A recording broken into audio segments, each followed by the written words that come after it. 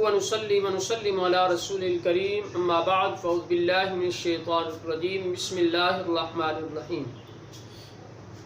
پچھلا ہمارا درس اذان و اقامت کے جواب کے متعلق تھا، اور آج کا ہمارا یہ درس اذان کے بعد دعا اور درود پاک پڑھنے کا کیا حکم ہے اور کیسے پڑھنا چاہیے، اس چیز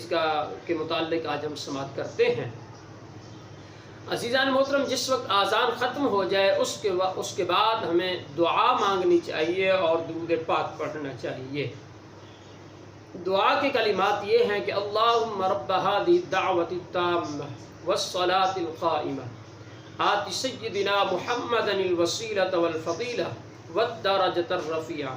وابعثه مقاما محمودا الذي وعدته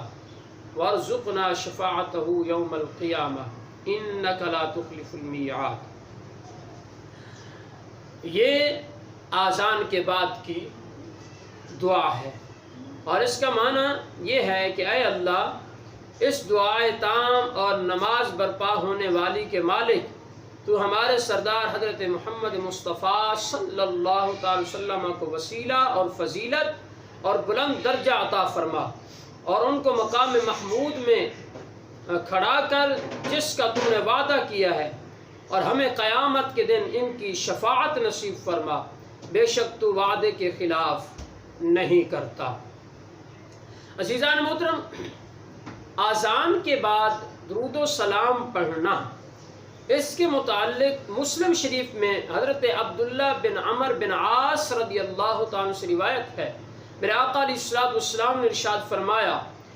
جب اذان سنو تو مؤذن کی طرح اذان کے کلمات کہو۔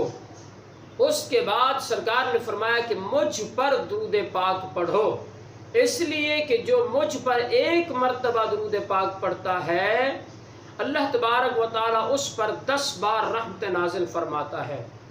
سرکار نے فرمایا اس کے بعد میرے لیے اللہ تبارک و تعالیٰ سے وسیلے کا سوال کرو، کیونکہ وہ وسیلہ جنت میں ایک مقام ہے، ایک مرتبہ ہے۔ اللہ تعالیٰ نے خصوصی بندوں میں سے صرف ایک شخص کو یہ مقام عطا فرمائے گا، یہ وسیلہ عطا فرمائے گا۔ سرکار فرماتے ہیں کہ امید ہے کہ وہ ایک شخص میں ہی ہوں۔ اور آخر میں پھر سرکار نے فرمایا کہ جو آدمی میرے لیے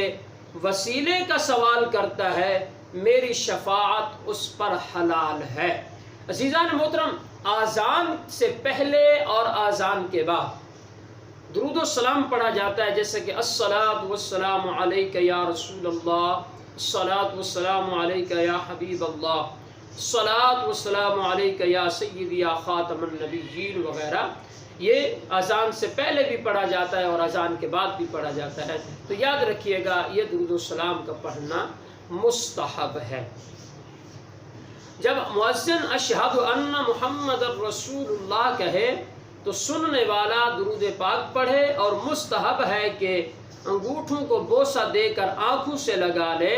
اور یہ جملے کہے کہ قرۃ عینی بک یا رسول اللہ صلی اللہ علیہ وسلم، اللہم متعنی بالسمع والبصر۔ یا رسول اللہ، میری آنکھوں کی ٹھنڈک آپ سے ہے،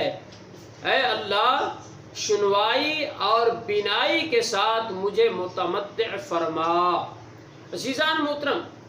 اذان نماز کے علاوہ اور اذانوں کا بھی جواب دیا جائے گا، جیسے بچہ پیدا ہوتے وقت کی اذان وغیرہ۔ اگر اذان غلط کہی گئی، مثلا لحن کے ساتھ کہی گئی، تو اس کا جواب نہیں دینا چاہیے، کوشش کرے کہ ایسی اذان سنے بھی نہ۔ متاخرین نے تصویب بھی مستحسن رکھی ہے، یعنی اذان کے بعد نماز کے لیے دوبارہ اعلان کرنا، اور اس کے لیے شرع نے کوئی خاص الفاظ مقرر نہیں کیے، بلکہ جہاں کا جو رواج ہو اسی کے مطابق جو ہے اس پر عمل کیا جائے گا۔ جیسے مثال کے طور پر الصلاۃ الصلاۃ یا قامت یا قامت، یا الصلاۃ والسلام علیک یا رسول اللہ۔ جیسے کہ بعض مساجد میں اس کا رواج ہے بھی صحیح اور ہے بھی صحیح کہ جس وقت اذان ہوتی ہے پھر نماز قائم ہونے سے تقریباً کہیں 5 منٹ پہلے تو کہیں 10 منٹ پہلے جو ہے یہ تصویب یعنی صلاۃ والسلام پڑھا جاتا ہے۔ اس میں بتانا یہ مقصود ہوتا ہے کہ اے لوگو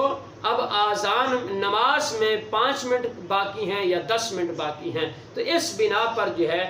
یہ تصویب کے کلمات استعمال کیے جاتے ہیں اور ان الفاظ کو پڑھا جاتا ہے۔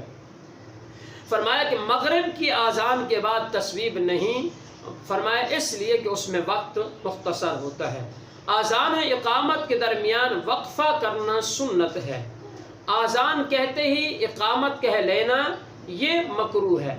مگر مغرب میں وقفہ اتنا ہو کہ چھوٹی 3 آیات یا بڑی 1 آیت کی تلاوت کے برابر وقفہ کرنا چاہیے آذان اور اقامت کے درمیان، یعنی آذان ختم ہو جائے پھر اتنا وقفہ کر کے پھر اقامت کہی جائے۔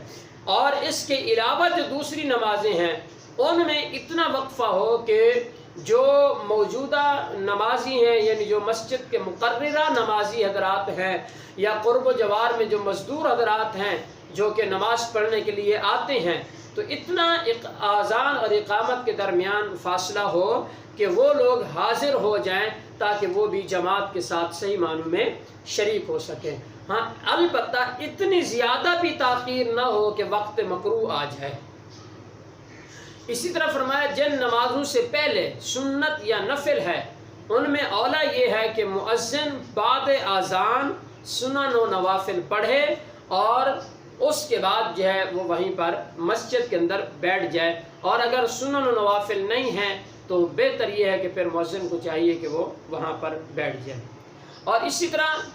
متقدمین نے آذان پر اجرت لینے کو حرام بتایا، مگر متاخرین نے جب لوگوں میں سستی دیکھی اور اس طرح کے معاملات دیکھے تو اب انہوں نے اجازت عطا فرما دی متاخرین نے، اور فتویٰ بھی اسی قول پر ہے، یعنی کہ جو متاخرین نے حکم فرمایا ہے کہ اجرت لینا جائز ہے اسی پر فتویٰ ہے، تو لہٰذا جو مؤذن وغیرہ ہوں گے ان کو اجرت وغیرہ دینے میں کوئی حرج نہیں ہے۔ ہاں البتہ جو بغیر اجرت کے اذان دیتا ہے اس کے لیے ثواب زیادہ ہے، اس لیے کہ وہ بغیر اجرت کے جو ہے وہ اذان دے رہا ہے۔ یاد رکھیے گا جو مؤذنین حضرات بھی ہیں ان کے لیے ہمارا یہ پیغام بھی ہے چھوٹا سا کہ وہ یہ نہ کہیں کہ ہم آذان کی اجرت لے رہے ہیں، بلکہ آذان کی اجرت ویسے بھی کوئی نہیں دے سکتا، بلکہ وہ اپنا جو وقت دیتے ہیں گویا کہ اس وقت کی وہ اجرت لیتے ہیں، اور ان کا نظریہ بھی یہی ہونا چاہیے۔ بقیہ رہا یہ معاملہ کہ آذان دینا تو اللہ اور اس کے رسول کی رضا کے لیے آذان دیں، مسجد کی خدمت اللہ کی رضا کے لیے کریں، اور مسجد کے صفائی وغیرہ کے معاملات ہیں جو بھی ہیں وہ اللہ کی رضا کے لیے کریں۔ بقیہ جو ان کو مقدر نصیب کا جو ہے وہ اللہ تبارک و تعالیٰ